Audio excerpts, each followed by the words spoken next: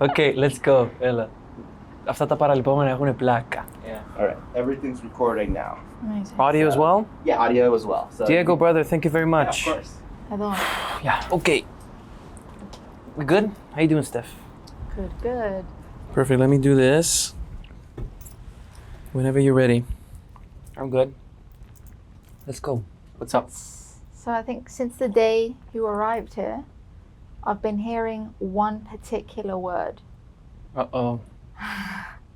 Athens. Abundance. Is it abundance in English? Yeah. Abundance of love, abundance of creativity, abundance of anything. And I see that. I definitely see that from you, and I can compare it to 4-5 years ago when you were here, and I think most of the things that took over were a little bit of sadness, depression, loneliness, fear. All of those define New York as well. But today, I see an optimist, a person that's self-aware, and definitely extremely confident. I want to know more about the gap in between. How did you build that? Those 4 years? So my father moved to LA. I love that. What does he say? My father moved to LA. So I got my uncle, and I got a job. Kati Lali is so funny, I don't know. So you want to know about the 4-year gap? What happened in 4 years in Athens, Cyprus? We left New York, COVID happened, everything was going amazingly well. I met Arthur, my producer, we did Busy and I Am You. I was so happy for Busy because I worked so hard to make that song happen. You remember, it cost me $1,600. I'm so proud of that because my parents would send me money to survive, but at the same time I used to work as a waiter with Martina and all of my old friends. And I managed to save $1,600 and I did Busy. And I still remember to this day, I'm taking you on a tour. I still remember to this day going to New Jersey with my bag of Tilda rice, $7 rice, to bring back home to Brooklyn. And I would go to Arthur and I couldn't believe the idea of my voice being on a track. I can't describe this, honestly. It's so weird because it's like you listening to your voice on a recording and you feel like it's weird, but then to be able to sing, and I never really considered myself a singer before, so be able to do that. After a session, he would give me a rough mix, and on the way home on the train, I would listen to it, and it was just the most surreal feeling, and it was beautiful. So after all of that happened, COVID came. I released I Am You in March 17th, 2020, and then COVID happened. We spent some time together during COVID, but then things were really bad, you remember, with the world situation. So I had to leave. I really struggled. The city that never sleeps was suddenly sleeping, so I had to go. And then I went to Greece because my parents said, hey, we got a place here, you should come. Why not? And I did that. And then I did a quarantine, the second quarantine there, and then I went back to Cyprus because I thought I would stay there. And I stayed for a year in Cyprus, actually. I did quite a bit. I don't know if you remember, but we started doing live shows there. My first show, my second show, third, fourth, fifth. Started building a bit of a band, we got some traction in the music industry there, which is tiny. And then I decided to move to Greece when I got the phone call from Paola. And it's 2024 and it's been 4 years. The gap, so much has happened, man. I ate a lot of shit over 4 years. Έκανα μπουζούκια. Ξέρεις με, είμαι μες στα μπουζούκια 4 χρόνια. So it's not easy. I'm very proud because I did the nightlife, I did Zuka, which was a bit of a higher end type club bar thing. I did theater, protagonist in a play, in a musical, so that was exhausting, 3-hour play every day. And I did TV, which gave me most of my fame in Cyprus. So all of that stuff really prepared me to be able to be extremely confident, like you said, and be ready to come back here. So I'm very happy for all of that stuff. I'm very grateful for all of that stuff. But I worked really hard. You know this. 7 days a week. I would do 2 shows. I would go to so I would do Monday through Sunday, I would do the play, which was a 3-hour musical. And then on Thursdays, I would finish the musical. I would have a driver outside waiting. And then we would go to Zuka and we would do a 2.5, 3-hour show with the band, a live show. And then on Friday, I would have the play again. After the play, I would go to Paola at 1 in the morning until 6, 7 in the morning. Same on Saturday, play Paola. And then on Sundays were the worst because I had to wake up I had a show at 3 p.m. So you had the whole week of doing that. And then again on Monday, and then again on... So I think a lot of exhaustion and a lot of hard work have prepared me for now. Does that answer the question? I'm saying a lot of this because people don't know this, but you know most of this. Did you ever feel trapped in that situation and that you'll never be able to escape from what we call bouzoukia? Because I think that someone can make a lot of money there and it's easy to suddenly feel comfortable and say, I'm not going to go chase my dreams and start from zero. I'll just continue making a lot of money. Yeah, look, bouzoukia are the epitome of nightlife in Athens. They are the number one thing. The whole system revolves around that type of nightlife entertainment for the Greeks. So it's very specific, it's very Greek language oriented.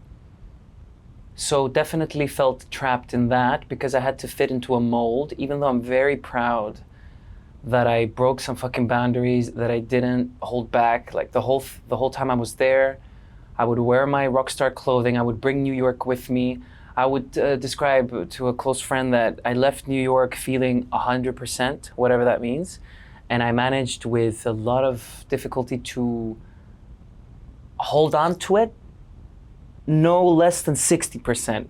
But that implies that I lost 40% of myself or my art or whatever that means.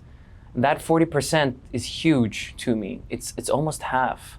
So imagine saying I lost half of myself being a part of this system. And the money was sweet, is sweet.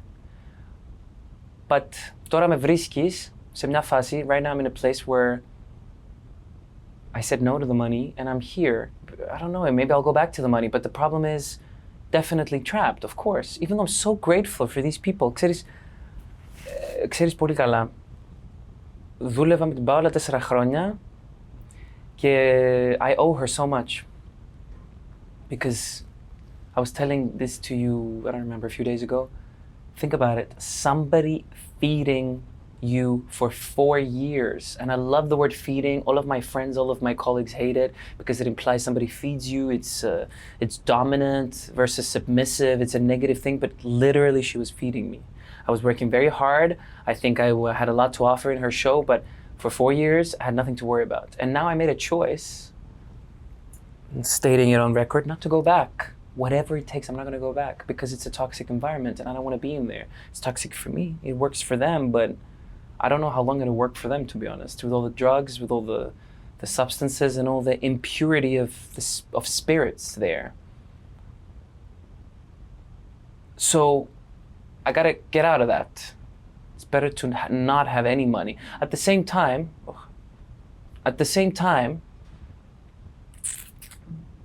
if I need money, I'm gonna go. I'm a hustler, so I don't care. If you have my stomach. So hungry. No. Fuck, I didn't bring a... Oh, I think I have one. Anyway, you asked if I was trapped. The answer is yes. Definitely feel trapped. I still feel... I don't feel trapped because I think I can escape it easily, but when you talk about money and feeding yourself and putting food on the table, that's a different story. So, I don't know, but I think I'm on the right path of blowing everything up in the air and then getting out of it. I think I'll figure it out. Maybe. We'll see. Γιατί ξέρεις, τώρα υπάρχει το ενδεχόμενο από πίσω και ξαφνικά μπουζούκια πάλι, whatever. But I don't mind. I used to say this. Το έλεγα στον Αντρέα γιατί Andrea's my friend, my producer, γιατί as if to try and convince you, my friends, whatever. I said to them, do you think Lady Gaga gives a shit that she was fucking strip dancing for 7 years, or singing, stripping, whatever, on top of bars for 7-10 years before she made it? I doubt she cares. She's fucking Lady Gaga. So even if I have to stay 7 more years in the bouzoukia space and nightlife of Athens, I'll do it. I don't give a shit. If I know that I'm gonna make it in 10 years, whatever making it means. But it does eat you up. So you have to have insane mechanisms to deal with it. Like the stuff that I would do, I'm so laser focused. I don't drink, I don't smoke, I don't talk, I sing, I leave, I warm up, and in the end, unfortunately, as much as I was doing that, as much as I would do that, it ate me up. My clothing level fell, my care for everything fell. My performance, I think, never falls. And imagine I'm singing to 3,000 people every night that give 0 shits for what I have to say. And I used to tell you this, I would sing the first song, and then I would get the vibe that people were thinking, ugh, who the fuck is this little person? And then second song was a Greek song, so immediately their ears would pop up and they would start listening. So I'm very proud of that. I think I have a 3-minute, 3-minute, I used to call it basically it takes 3 minutes to win everyone over. I'm very proud of that, because it usually can take artists up to 3 hours to win everyone, but for me it took 1 song, so I'm very proud. At least in that context. I haven't tried the US market, so we'll see if that works out. It might be harder here. I don't think it will, but it might be. What a lot of people don't know is that you do so much of this by yourself and have been doing it for so long, up to recently, where you've gathered a little team of people to help you out. But if I may say so myself, I can say you're a stylist, you're a director, you're a poet, you're an actor. How difficult was it for you, after doing everything alone for so many years, to have to trust people to do some things for you? The most exhausting part of the process is having to convince people. The hardest thing the only thing I talk about with my therapist is my relationships to people, colleagues, whatever. Because having to convince people of the star you want to be, of the stories you want to tell, or even trying to share your pain with people, saying, hey, my new song is about wanted to kill myself when I was younger. Can you have some empathy, sympathy for that? Just a little bit, please. Having to do that is the most exhausting bit. So that's why I think it always feels, even though I have wonderful people around me, and I think these people will come and go, I don't think anybody will last that long. And it would be a dream to have a working relationship that will last for a long time. Working relationship and friendship, because that's the hard bit, combining both. But I always think that it's always going to be a lonely game. You asked if how does it feel to be doing all of this? I think I'm going to always be doing it, to be honest, Steph. I'm going to always be doing it on my own. I think Gaga is on her own doing all of this shit. I think all of my idols were doing this on their own. They had beautiful people around them, beautiful teams, but we're all humans, and maybe we don't get along, and maybe we resist, and maybe you meet so much resistance in this space, and it pisses me off, but it wouldn't be fun if this wasn't here in place. Why Gaga? Why Bowie? Why are they your inspirations? Yeah, I keep mentioning them, don't I? But I love Lady Gaga. I think I relate to her a lot. She's, I feel like I can read people, and from the amount that I'm reading her, that I read her, I get the vibe that everyone knows this, all her fans know this, she had a dream, she just saw herself on the big screen and she wanted to get herself up there, so she worked so hard to do that.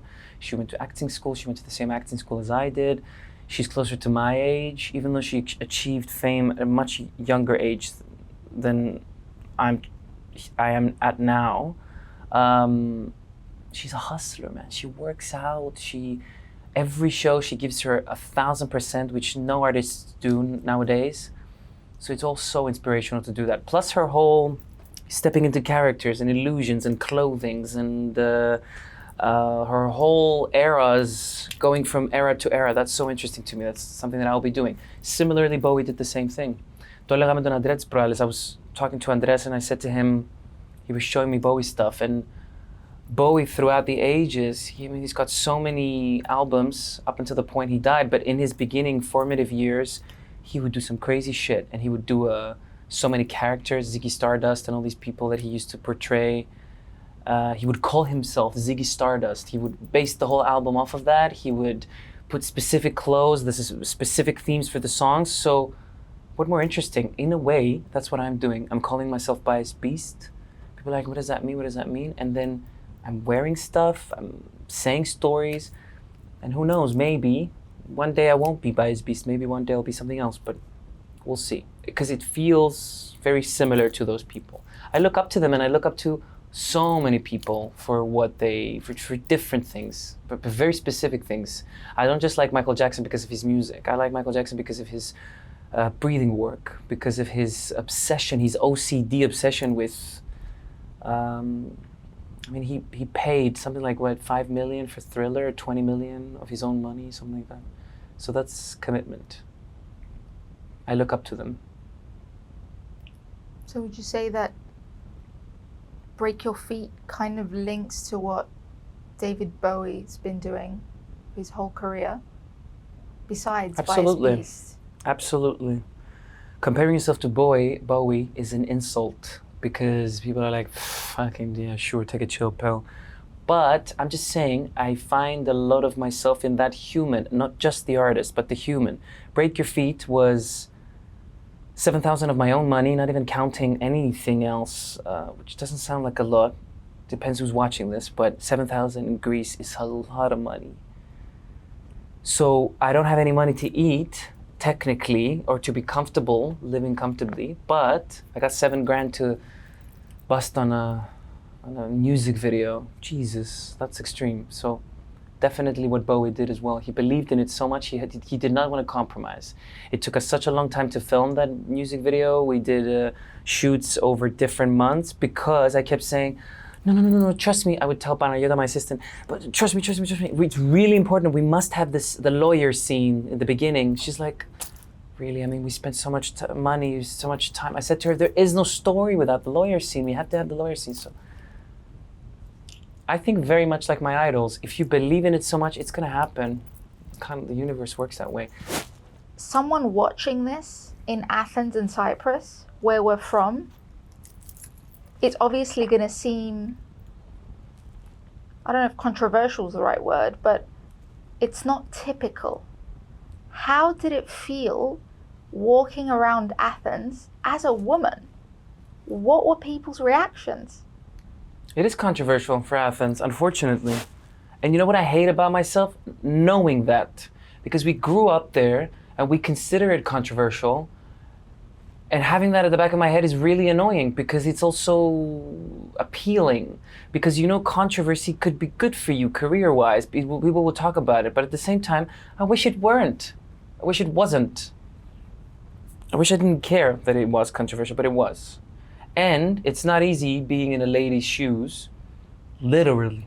So I wish I would put it all on, the whole dress up, and feel, oh, this is great. But it felt interesting.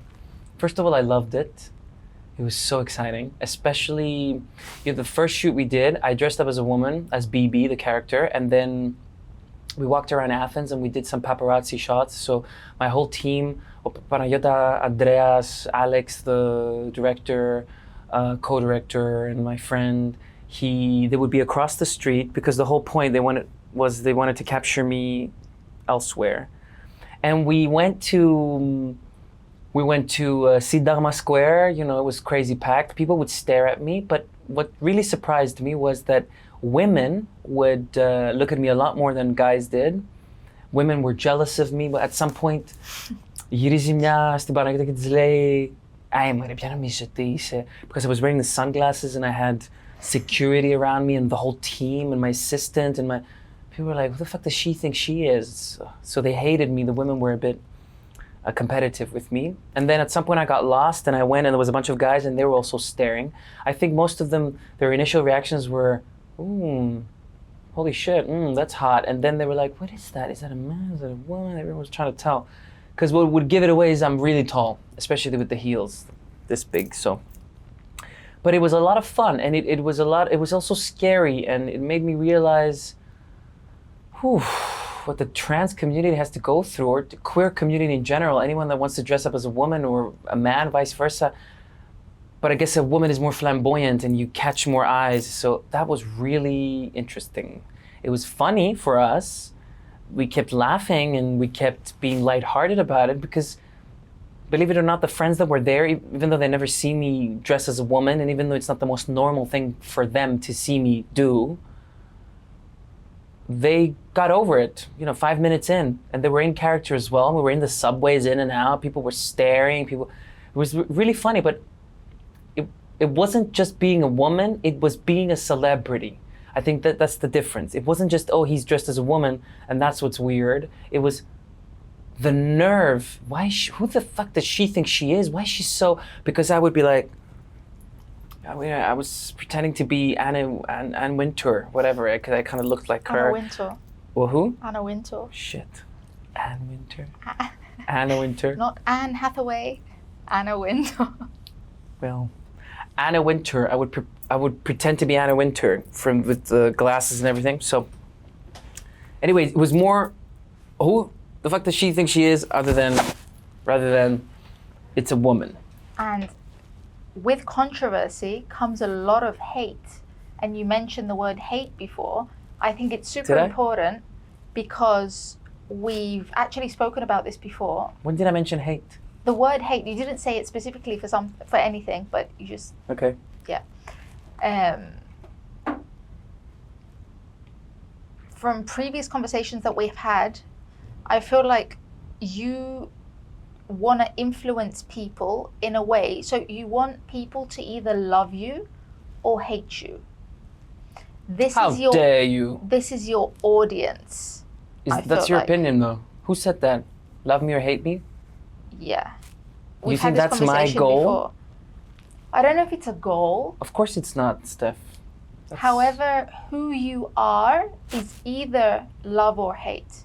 For others, yeah. For others, yeah. That I do accept, but it definitely is not my goal to have people love me or hate me. I think both are equally as bad. Because love me is toxic. Hate me, look at me, and create controversy, bad. You started this conversation saying Athens pure. I don't care. I guess I'm a bit made up. Like, I made an effort today. But at the same time, this isn't much of an effort. I'm wearing a t-shirt, just got my nice jewelry on because it makes me feel nice. So people are gonna watch this and be like, I fucking hate him, or I love him. Have at it. So that's my answer. Is there anything that distracts you? You seem very Social organized. media. You seem very organized, put together. Is there anything that you feel like will take you away from the path that you're on? What can be super distracting for you? Social media, because it can be toxic. You're striving for something. The whole being an artist now, I have to be my publicist, my manager, my booking manager. I have to be the maestro, the leader, the friend, the employer. I have to do my own taxes. I have to do my own. It's just so exhausting. So that can be very distracting. Distracts from the art. Definitely has distracted me in the past. But distraction is also the money thing, because money can be very distracting. Having to make money to be able to live, that's very distracting.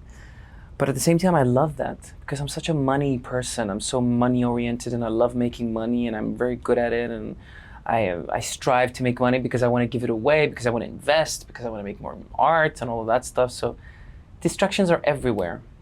They very frequently come in the form of humans that want to come in your life and maybe get something, or Not only humans that will come into your life, but what about humans that are already in your life? How does family play a role in this? For example, if your mum comes up to you and she says, I don't like this, stop doing it, don't paint your nails, don't do this, don't do that. What's your reaction to that? Lexi, my reaction now is cool. It used to be much worse. I didn't accept it, obviously. But I told you before in private that I've accepted all of this. It's normal behaviors. A mother that grew up the way she grew up in the place that she grew up in, saying, honey, please don't paint your nails black, please don't wear heels in the beginning of your career, is beyond normal. But now I'm very proud because she doesn't give a shit and she's all for it. And so I'm very proud for that. I wouldn't call that a distraction though. Mm-hmm. It's a challenge, it's a difficulty, it's something that makes you sad because you want people to love you and accept you, especially your own family, but it was never really an obstacle for me, to be honest, because I did it anyway.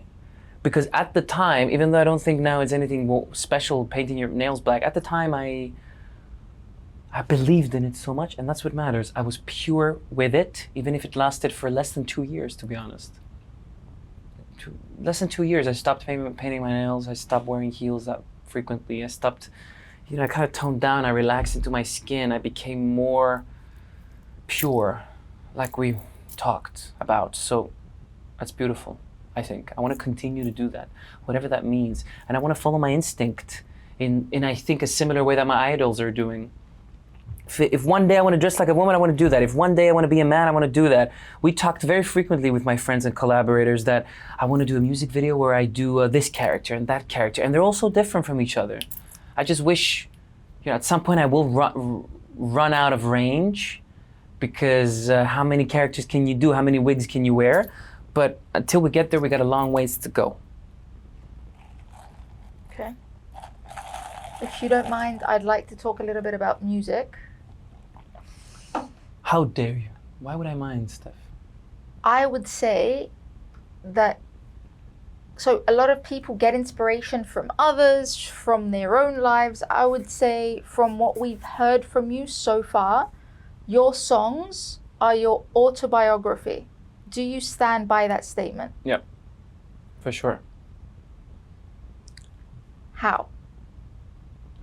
They're my autobiography because at this stage in my life, I guess I could write about a lot of things that would be random, but when you strive to be this pure, to be this pure, as in to be something pure, the only thing you have is your truth. And your truth, as much as you want to run away from it, takes you back to your upbringing, your depression years, your love for humans, your loneliness, your love, relationships, missing people, your fighting with people, all of that stuff that's very human and very common in all of us, but for me is very prominent, has been very prominent. So your first album has to be about that. What else are you going to write about?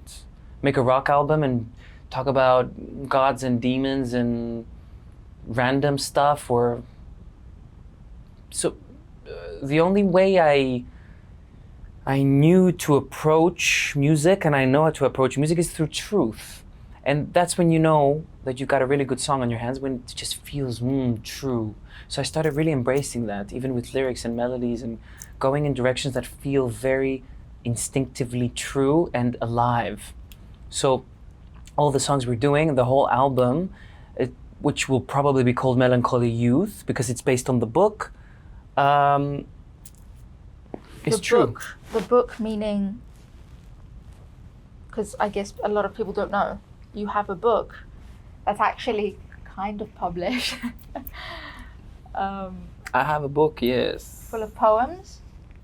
Not just poems. Not just poems. Essays, funny stories, poems, and just notes. So I have a book, yeah.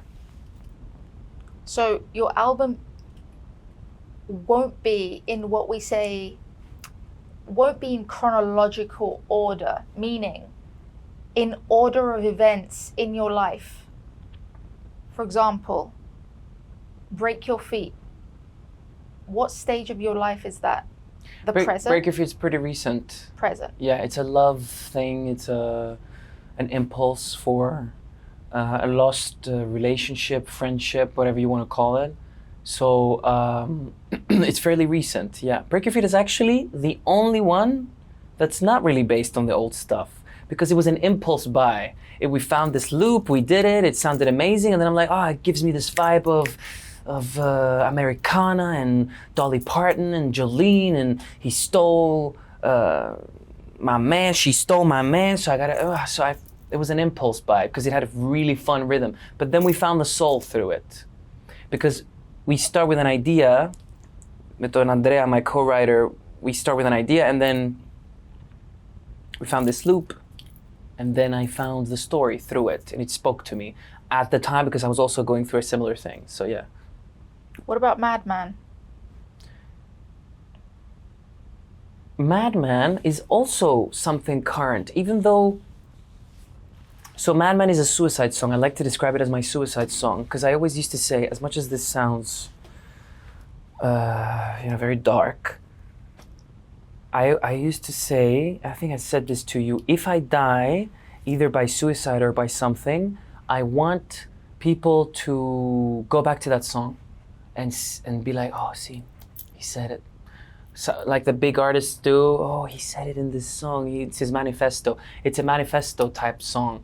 It says everything that's most pure to me, which is about death, my obsession with death, my love-hate relationship with death, with life. So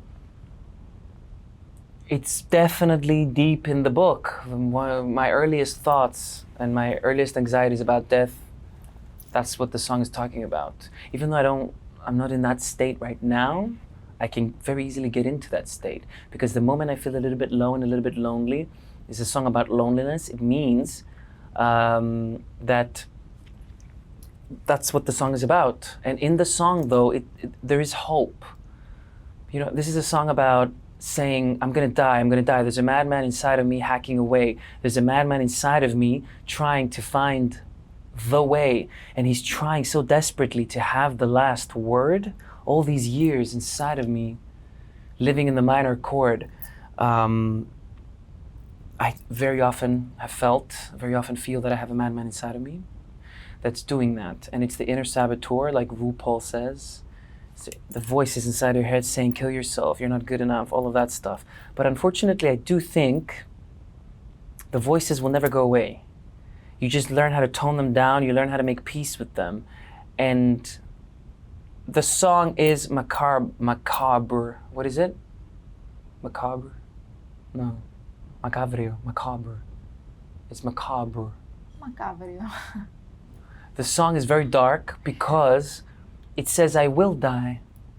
It just implies that I do die. And my direction to my co-writers were, I want the bridge of the song to be my funeral. And we looked up New Orleans funeral pieces with brass sections, trumpets, trombones, saxophones, all of this stuff. And I gave Andrea the direction, have at it, it's my funeral. Και του είχα δώσει ένα reference. Όταν πέθανε ο Παντελίδης, fun fact, τραγουδιστής λαϊκός, the Greek one, όταν πέθανε, I still remember this video of his funeral where his band at the time was playing Αφήνω πίσω την καρδιά μου, that was that song. Μου λες δεν γίνεται, They were playing. They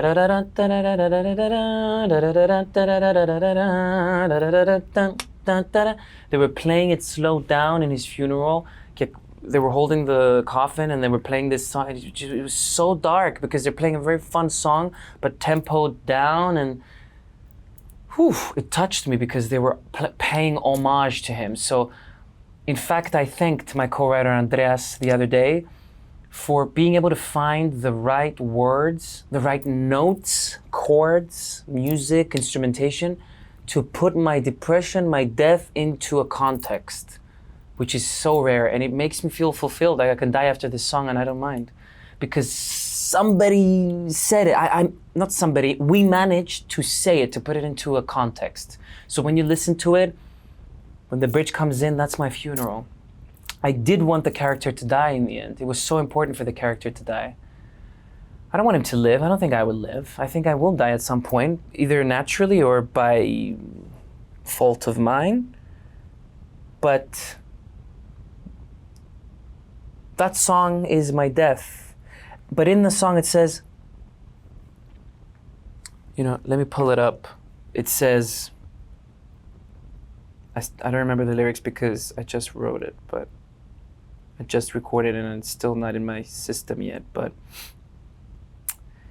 the bridge says, my heart's racing my head. It keeps asking if it's fair to match God's sinner stare or emerge into thin air, to live through one more scare or let down all my hair. I wanted to do a kind of to be or not to be type thing. It's very Hamlet based, the whole thing, because it's my favorite play. So it's to be or not to be, to die or not to die. And then it says, the time is near me now to take my final bow. As in, I am gonna die. I'll smile until I'm there. There's hope there. Won't sleep until I'm bare, until I'm completely naked and in the grave. So I guess there's a bit of hope that in that afterlife you will find your peace. Bring me forward into foreign land to battle onward as a mad man. Anyway, I can go on and on about this, but it's very personal. Would you say there's a link between Madman and Only When You Are Alone?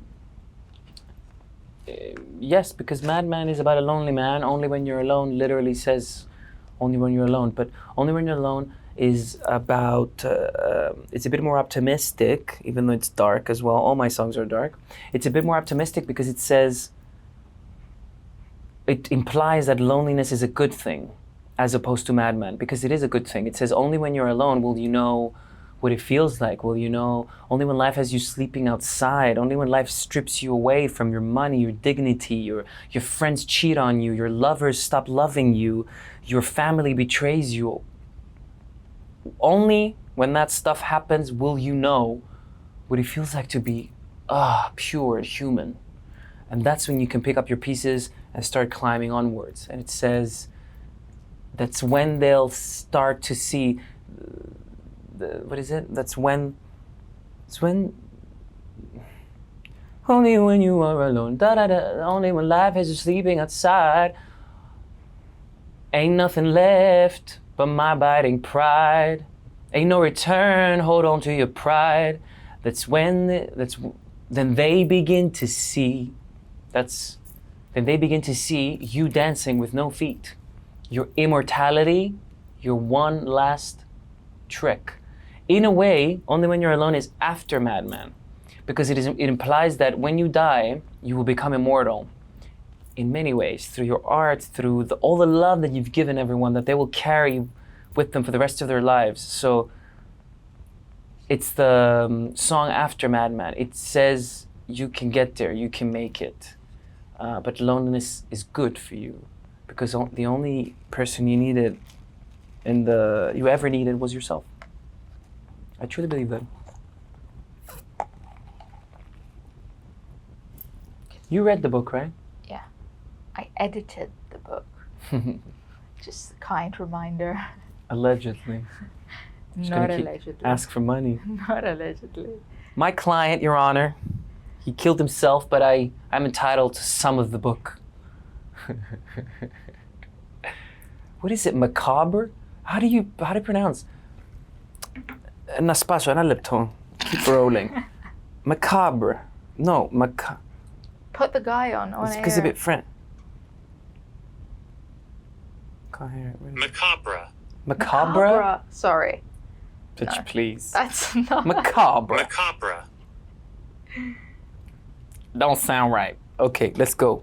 What about the book? Does the book have a positive connotation? I feel like the songs do have some kind of positivity in a way that's intertwined in the darkness. But I feel like the book is a little darker. Okay, I think you're wrong because most people, whenever whenever people come across dark things and emotional things, they think it's negative and pessimistic. And I used to think that for many years. I told you that many times. I used to think that the book was all depressing, all dark. I have no friends. I want to kill myself. But at the end of the day, being here, sat where I am right now, it is the most optimistic book. It is the beacon of hope. The whole book was saying, I want to live, I want to fall in love, I want to do things, I want to learn, I want to give, I want to do all of that stuff, and that is beyond optimistic. And I realized that about myself. I used to, in the book, I very falsely say I'm a manic depressed. My name is Christopher. I'm a manic depressant. I want to die. I have no friends. Yes, I meant all of this at the time, but genuinely, I had so much hope. The only thing that drove me through to the other side, which I guess is where I am now, and that always drives me is, fuck it, no, you'll make it, you'll hustle through it. If somebody hurts you, well, okay, that's how life works, forgive them, but fuck them, move on. That's optimistic. Only when you're alone. You don't need them. That's what it says. It says, when you die, that's when they'll know what worth you finally had. That's when they'll see you, it says you were crying and they were battling for your throne. Who's gonna get your seat? And they were stepping on your bones. And it said, and then it says, protect your holy son, protect your own, water your son. It says, water your son. Πότισε τον ήλιο σου.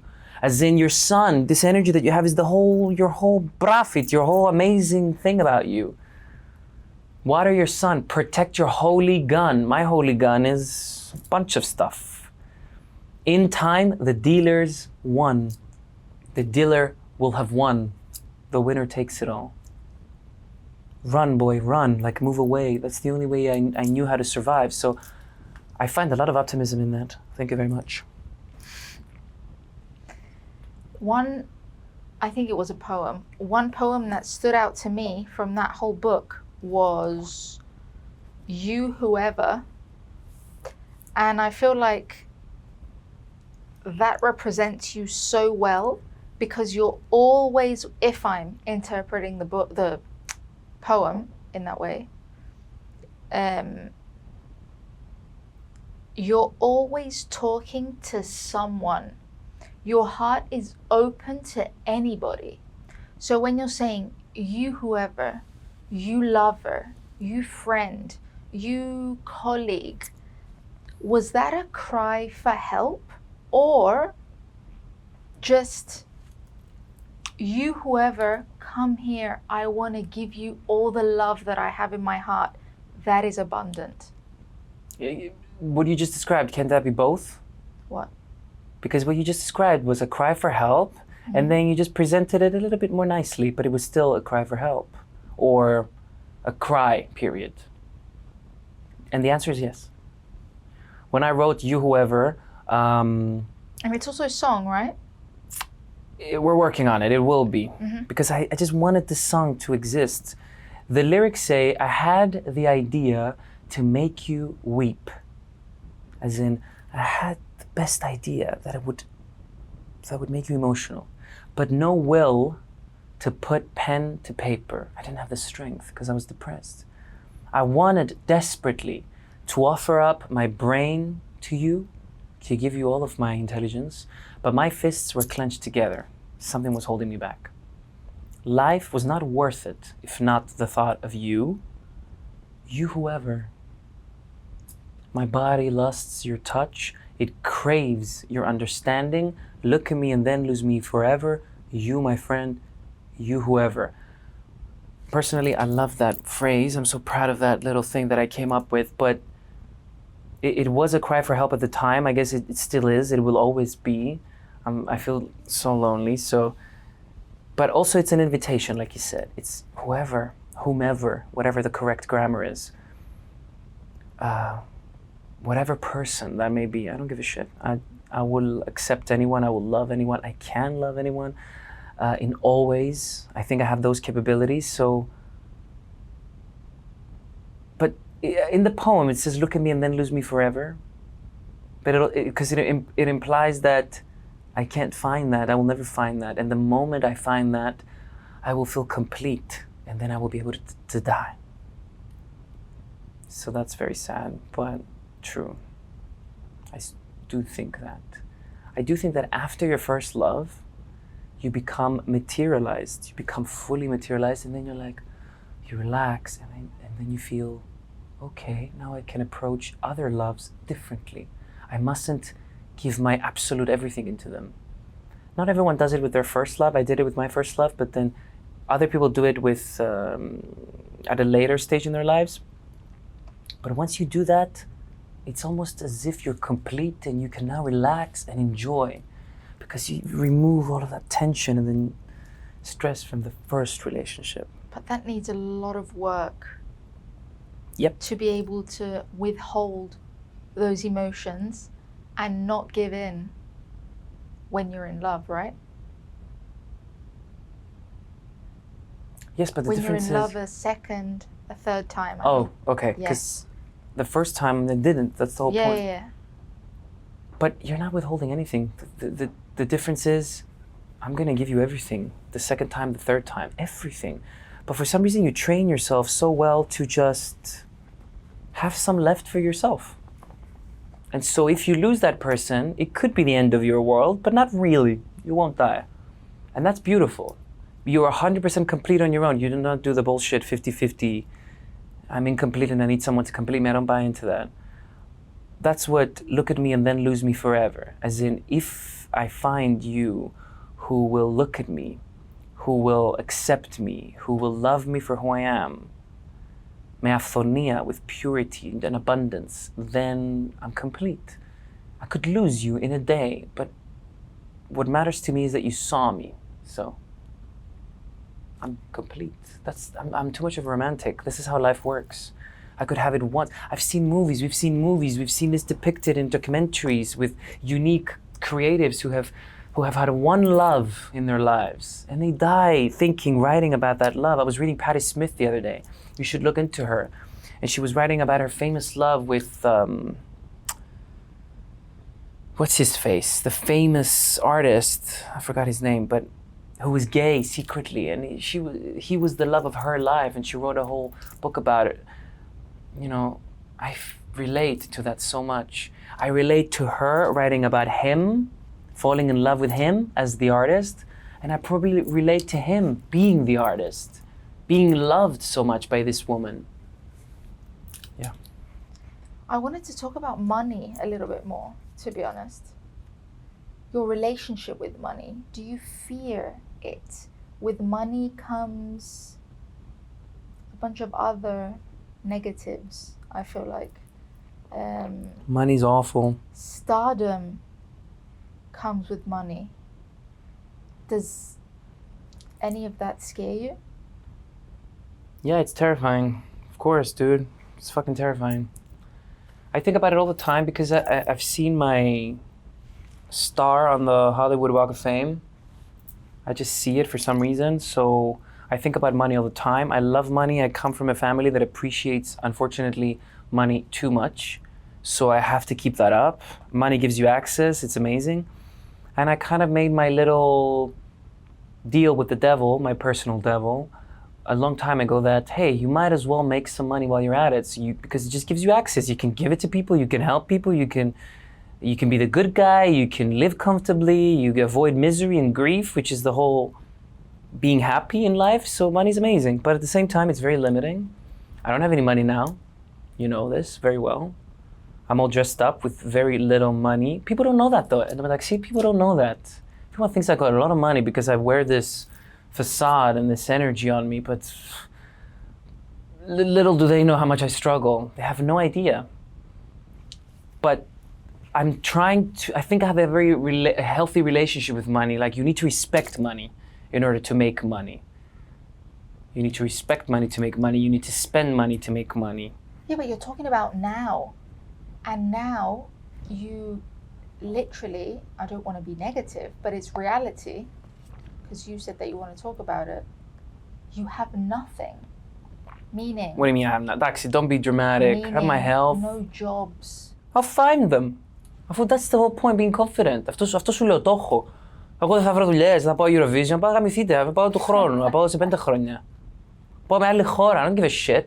I'll do it. Seriously. Σου λέω, το έχω. Νιώθω ότι είναι το πράγμα που... I trust you. Αλήθεια στο λέω.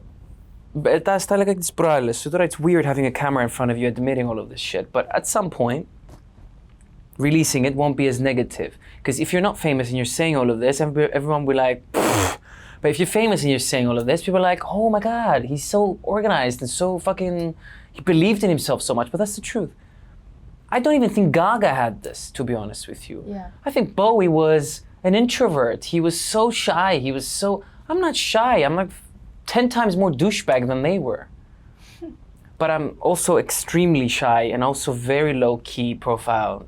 But at the same time, I mean, I have so much confidence on the skills, but it's based on work. Yeah. You know that if you work, you can achieve these results. So because I have worked and I have achieved these results, I know that I can do the same here. Σου λέω, πρώτη φορά I'm walking in the subway and I feel that I got this. Meaning career-wise, social-wise, το έχω. Τους έχω όλους στο τσεπάκι, πώς να σου το πω. Να με βάλεις, σου είπα, put me in Madison Square Garden. I got my in-ears in there. I don't give a shit. I'll fucking sing. I'll do whatever. Το έχω. I'm just ready to... I was gonna say, I'm ready for someone to open these doors, but I'm the one that's supposed to open the doors. That's the point. Και μου λες, you have nothing. I've got my health, I've got my voice, my talents, my looks, my people. I say you have nothing because meaning job-wise, but I genuinely believe you when you say, the other day when we were in my room and you were playing the album, you played, as soon as you played Only When You Are Alone, it felt like I've just found out about this new artist and I've just pressed play on his new album and I was like, oh my God, this is actually gonna happen. I genuinely believed it. Καθέρα στο Only When You're Alone, δηλαδή, ευχαριστούμε πολύ. Τόσα τραγούδια δεν σας κάνανε. No. Actually, MADMAN is my favorite. But I'm getting emotional because it's not just the fact that you keep saying it because you want to... Just going on and on about it. You want to project it, but it's so true. And the people that deeply know you believe you. Do you know what I mean? And this will actually happen. I mean, if it doesn't happen, we're all just going to seem like a bunch of idiots, but it's okay. Okay, define what happen means, because I honestly think it already happened. Meaning... Αγάπη μου, τι προσπαθώ να πω. Όσο αστέρι νιώθεις, τόσο είσαι. Δεν χρειάζεται εγώ να γίνω η Gaga. Yeah, 100%. What I mean is the recognition from fame. A lot of people. Fame. Okay, αλλά δεν σημαίνει ότι το recognition will be acceptance, will be genuine, ότι people have a value quality over quantity. Yeah, there might be a bunch of 100%. idiots. You don't... If you feel great, that's what matters. Yeah. That I feel like I'm walking around and that I'm worth $1 million, which is not even a lot, but for us it's a lot. But it would be amazing if... But I feel that way. Yes, I know, but it would be amazing if millions of people listen to your music. Yes, that's the purpose. Yeah. But the reason we're doing it is not to feel amazing or to fill holes. I guess in a way we're all doing that. Okay, I take it back. But it's mostly because I want this to be heard so much. It's out of a necessity. And I genuinely think it's nice. Ας πούμε, only when you're alone. You remember when we used to do the shows and we always had the chain chunk. You've been to many of my shows. We would start singing the chain, Fleetwood Mac, and then we would go into a rock, Born to be Wild, and then, whoa, we're halfway there. We haven't changed that chunk of songs in the past 5 years. It's been kept the same because everywhere I played, whether it's a corporate event or a wedding or Zuka or whatever, whenever that chunk comes, people go crazy. So we realized that that's our strong point. And the reason it's my strong point as a performer and the whole band is because it's a rock, so I'm more rock, and the chain has that, with the kick and the old school, Only When You're Alone has the same thing. It's boom, boom. So essentially we're creating our live set list and my legacy as an artist, as a musician, whatnot, from scratch by replacing what our idols did, by copying nice stuff from them and making them as unique as possible for us. So, I mean, that's something we didn't talk about, by the way. What? Genres, how that's changed. Then what? Yeah. What would you define? Well, I asked Andreas the other day, I said, what would you call the new album? Yeah. He said, we took one song at a time, and then he said it's mostly rock, but it's not a classic rock album. And then he said it's soul. And I said, what? Okay, I get that. Yeah, he said it's a rock soul album, and then more funky instead of, because I used to think that I'm gonna be Dua Lipa, but I'm not. I used to think. Soul, where did that come from? Soul, it's very specific.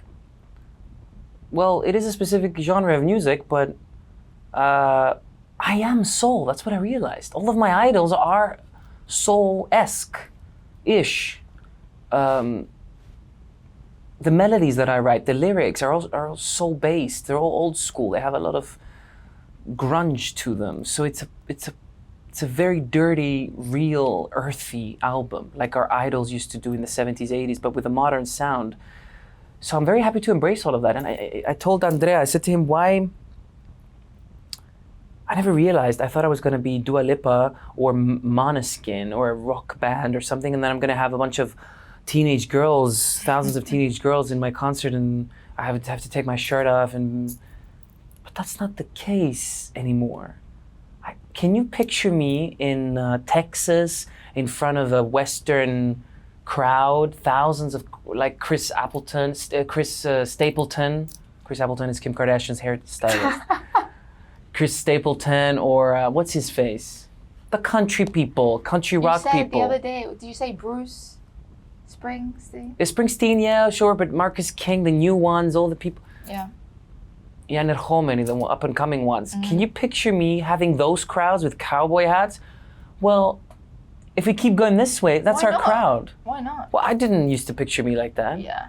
But I think I can be a beacon of hope for those people, because what better person to combine feminine and masculine in a genre than me? So. But you can be everything. If you go to Eurovision, you're going to be more like a pop star. No, I'm not. No? I'm still a rock star. The song is a rock funk song. Okay. It's not pop at all. It just has pop sensibilities. It will have a crisp sound. But you know, genres are not just about what this music is about, the melody, the orchestration, all of that stuff. It's also about what the sound, the quality, you know, also lo-fi, hi-fi something is. So what we're doing is modern sound, but with old school stuff. Definitely way more old school than most. But I'm very proud in what we're writing is very it's very well placed on the line between mainstream, like attracting a mainstream crowd that's going to listen to all of this and connect to the lyrics and the story, and the format, which means 3 to 4 to 5 minutes song duration. versus a non-mainstream crowd and making the song indie. Because I would hate to be in one camp or the other, to be honest. I don't want to be too mainstream. I don't want to be too indie and have no one listen to my music. My sensibilities are connecting with people, and I can connect with everyone as a human, as Christopher. So the same needs to happen with the music. I don't want to be super specific, electro pop like Gaga was. That's too specific for me. I need to follow my heart, and my heart says you're going to do a bunch of stuff. The second album will be a fully electronic album. We're already talking about it. Who knows? Μπορεί να γίνω η Bjork. Μπορεί να γίνω η Gaga. Imagine me with a... Anyway, I can do everything. I want to do everything. Κουράστηκες, Στεφάνη? Ooh. Shit. Tell me, what do you want to... What's the next? I mean, we don't have a lot of time, so... We do. Tell me. I'm going to ask you a question that's kind of broad, but you do this to your friends so many times, and I just want to do it to you. Die skifte ze.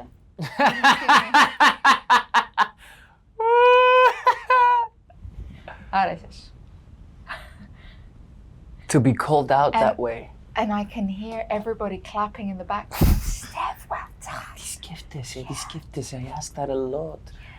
My lovers, they all say that.